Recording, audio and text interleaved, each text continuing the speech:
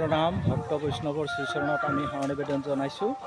আজি 1 মাৰ্চ আৰু 1 মাৰ্চ ৰবিবাৰৰ ৰাতিপুৱাৰে পৰা টিপলাই কৈৱৰ্ত সমাজৰ সৌজন্যত অনুষ্ঠিত হোৱা টিপলাই সাৰ্বজনীন পালনাম মহোৎসৱ ভাগিৰ আজি স্বচ্ছ পৰিৱেশ নিকাকৰণৰ কামত লাগি আছে আৰু 6, 7, 8, 9 মাৰ্চ এই 4 দিনীয়া কাৰ্যসূচীৰে এই টিপলাই ভকতপাৰা সাৰ্বজনীন পালনাম মহোৎসৱ ভাগি ভক্ত বৈষ্ণৱৰ কৃপা ভগৱন্তৰ কৃপাখিনি যাতে সাফল্যমণ্ডিত হয় আৰু এই পালনাম ভাগ যাতে দ্বিতীয় বৈকুণ্ঠত পৰিণত হয় এইখিনি কামনাৰে আজি আমি ৰাইজে মিলি স্বচ্ছৰ অভিযানৰ কাম চলাই থকা হৈছে।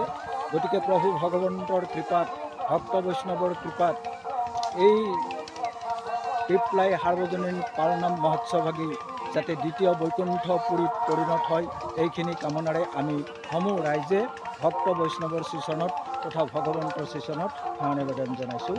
কৃষ্ণ মাধৱ কৃষ্ণ মাধৱ কৃষ্ণ মাধৱ।